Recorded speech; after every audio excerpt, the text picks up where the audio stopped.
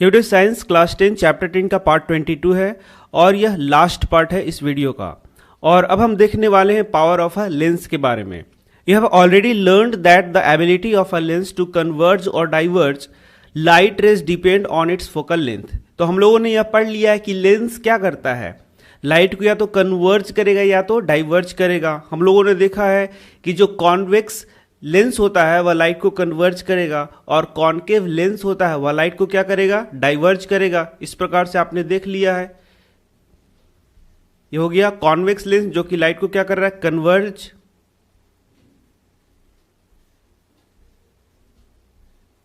और आप देख सकते हैं ये है कॉनकेव लेंस जो कि लाइट को क्या कर रहा है, डाइवर्ज। तो आखिर ये लाइट को डाइवर्ज करना, कन्वर्ज करना, कितना लाइट कन्वर्ज होगा, कितना लाइट डाइवर्ज होगा, ये किस पे डिपेंड करता है? तो यह इसके फोकल लेंथ पे डिपेंड करता है।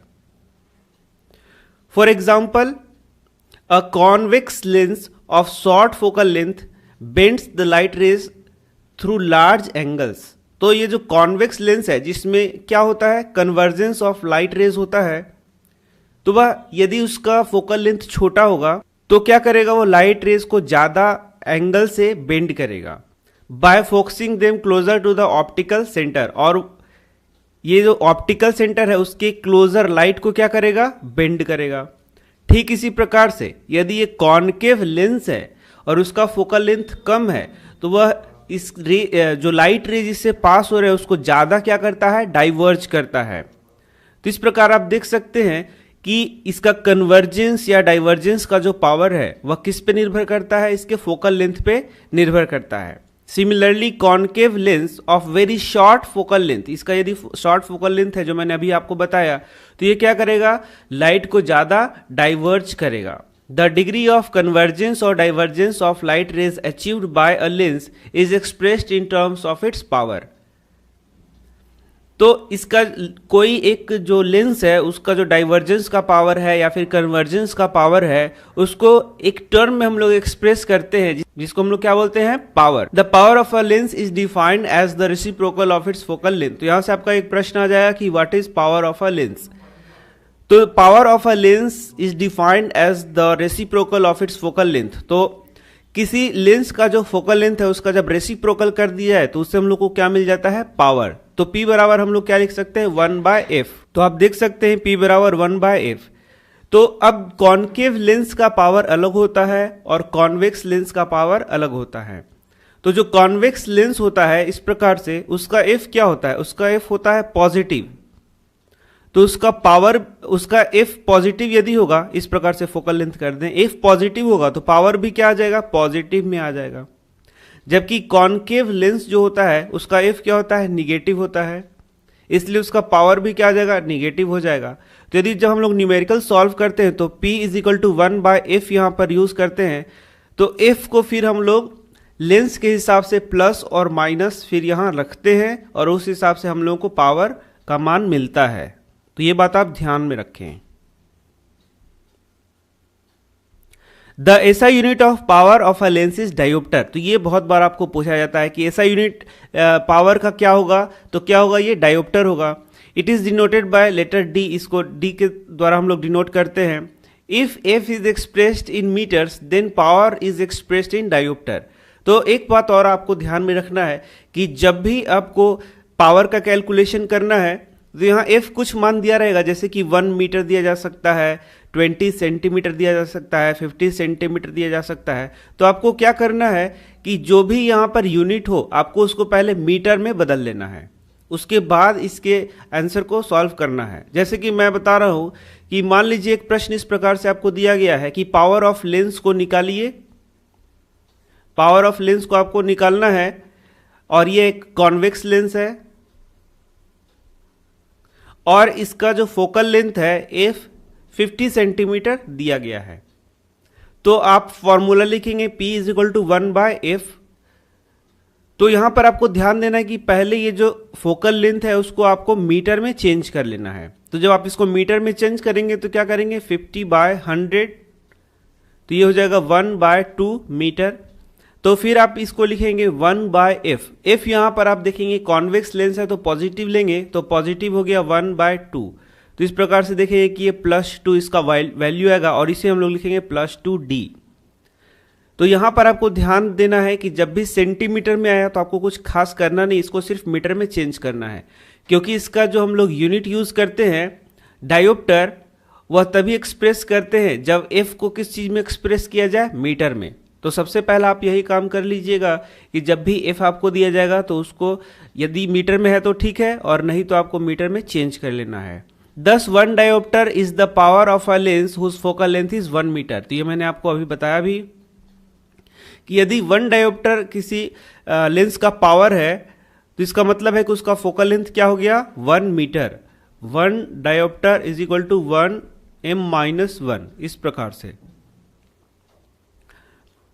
You may note that the power of a convex lens is positive and that of concave lens is negative। तो ये तो मैंने आपको बता दिया कि जो कॉन्वेक्स लेंस है उसका एफ क्या होगा, पॉजिटिव में, इसलिए उसका पावर भी पॉजिटिव में आएगा, और कॉन्केव लेंस होगा उसका एफ माइनस होता है तो उसका पावर भी क्या आएगा, माइनस में आएगा। Opticians prescribe corrective lenses indicating there powers. तो आप देखेंगे कि जो आप चश्मा यूज करते हैं या फिर आपके दोस्त या परिवार कोई चश्मा यूज करते हैं तो उनमें वो एक किसी खास पावर का चश्मा को यूज करते हैं। तो आगे के चैप्टर आई में हम लोग इसको पढ़ेंगे कि कौन सा व्यक्ति किस प्रकार के चश्मा का यूज करता है, उनका पावर क्या है। तो ये आगे के चैप्टर में हम लोग को पढ़ना भी है। Let us say the lens prescribed has power equal to +2d। This means the lens prescribed is convex. तो यदि पॉजिटिव वैल्यू दिया गया है तो मतलब कॉन्वेक्स लेंस यूज कर रहा है कोई, और निगेटिव वैल्यू का है मतलब वह कॉन्केव लेंस को यूज कर रहा है। तो ये तो मैंने आपको बता ही दिया। इसके बाद का टॉपिक है कॉम्बिनेशन ऑफ लेंस। इससे भी बहुत इंपॉर्टेंट प्रश्न पूछे जाते हैं। Many optical instrument consist of number of lenses. तो बहुत सारे ऐसे इंस्ट्रूमेंट हैं जिनमें 2 लेंस का यूज हो सकता है, 3 लेंस का यूज हो सकता है। तो ये जो अलग अलग लेंस यूज हो सकते हैं उनके पावर भी अलग अलग होंगे। तो एक जो कंबाइनिंग का पावर आता है वह अलग आता है। तो उसी को हम लोगों को पढ़ना है कि यदि कोई इंस्ट्रूमेंट है वहाँ 2 या 3 लेंस का यूज हुआ है तो पहले का कुछ पावर होगा, दूसरे का कुछ पावर होगा, तीसरे का कुछ पावर होगा। तो कॉम्बिनेशन में इनका क्या पावर होगा। They are combined to increase the magnification and sharpness of the image. उनको कंबाइन इसलिए किया जाता है ताकि मैग्निफिकेशन इंक्रीज हो और इमेज क्या हो, शार्प बने। The net power of the lenses placed in contact is given by the algebraic sum of the individual powers P1, P2, P3। तो बहुत ही आसान है। तो यदि जो आप इसका नेट पावर निकालना चाहते हैं तो उसके पावर को सिर्फ क्या करना है, आपको जोड़ देना है। लेकिन यहां पर आपको ध्यान देना है कि ये किस प्रकार का लेंस है, कॉन्केव लेंस है या फिर कॉन्वेक्स लेंस है। तो मैं बता रहा हूं जैसे इसी प्रकार से आपको करना है। P इज इक्वल टू क्या हो गया, P1 + P2 + P3। लेकिन मान लीजिए पहला है कॉन्वेक्स, दूसरा है कॉनकेव और तीसरा है कॉनकेव। तो मान लीजिए इसका पावर आ गया +1d, लेकिन कॉनकेव है, इसका पावर क्या आ गया, -1d, और इसका पावर मान लीजिए कि -2d है। तो इस प्रकार से आपको जोड़ना होगा और ये टोटल अब जब आप जोड़ेंगे तो आप देखेंगे कि ये कैंसिल हो गया और इसका मान क्या आ जाएगा, -2d। तो फॉर्मूला तो हमें यही यूज करना है प्लस लगा के, लेकिन यहां पर पावर माइनस में भी हो सकता है, प्लस में भी हो सकता है। तो उसका ध्यान रख के ही आप न्यूमेरिकल को सॉल्व करें। तो यहां से आप देख सकते हैं the use of powers instead of focal lens for lenses is quite convenient for opticians. तो ऑप्टिशियंस के लिए यह जो फॉर्मूला है यह बहुत काम का होता है। तो जब वे आई टेस्ट करते हैं the opticians put several different combination of corrective lenses to know power.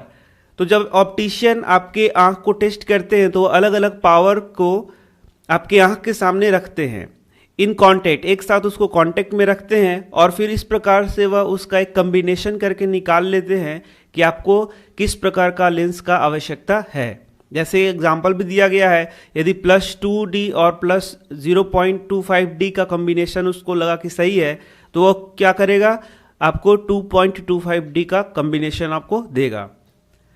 Such a lens system, तो इस प्रकार का लेंस सिस्टम जहाँ पर बहुत अलग अलग के पावर के लेंसेज का यूज होता है वो हम लोग यूज़ कर सकते हैं। जैसे कि कैमरा में यूज़ किया जाता है, कैमरा के लेंस में यूज़ किया जाता है, स्कोप में यूज़ किया जाता है, टेलीस्कोप में यूज़ किया जाता है। तो आप देख सकते हैं कि पावर ऑफ कॉम्बिनेशन जो लेंस का है वह बहुत जगह यूज़ किया जाता है। तो इससे बहुत इंपॉर्टेंट न्यूमेरिकल्स भी आपसे पूछे जा सकते हैं, तो न्यूमेरिकल को आप आसानी से सॉल्व कर सकते हैं जैसे मैंने बताया है। यदि पूछा गया, यदि मान लीजिए इस प्रकार से आपको प्रश्न पूछा गया कि दो लेंसेज को कंबाइन किया गया है, पहला है कॉनकेव और दूसरा है कॉन्वेक्स, और पहले का फोकल लेंथ आपको मान लीजिए 50 सेंटीमीटर दिया गया है और दूसरे का फोकल लेंथ मान लीजिए आपको 25 सेंटीमीटर दिया गया है। फिर बोला गया कि इसके कॉम्बिनेशन का जो पावर होगा उसको निकालिए। तो P बराबर हम लोग क्या जानते हैं, P1 प्लस P2। तो यहाँ पर आप देख सकते हैं पावर आपको नहीं पता है, आपको फोकल लेंथ पता है, तो फोकल लेंथ से आप पावर निकाल सकते हैं। तो मैंने आपको बताया है कि फोकल लेंथ को सबसे पहले मीटर में चेंज करेंगे, तो ये क्या हो जाएगा 1/2 मीटर, और ये क्या हो जाएगा 1/4 मीटर।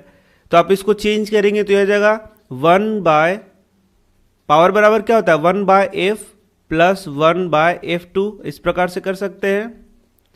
और 1/f1 क्या है 1/2 है। अब आप देखेंगे कॉनकेव है तो माइनस लगाएंगे कि प्लस, ये भी आप ध्यान देंगे। तो कॉनकेव है तो माइनस यूज करेंगे, और कॉन्वेक्स है तो क्या करेंगे 1/1/4। तो आप देखेंगे कि ये क्या हो जाएगा इसका आंसर, ये हो जाएगा -2 प्लस 4।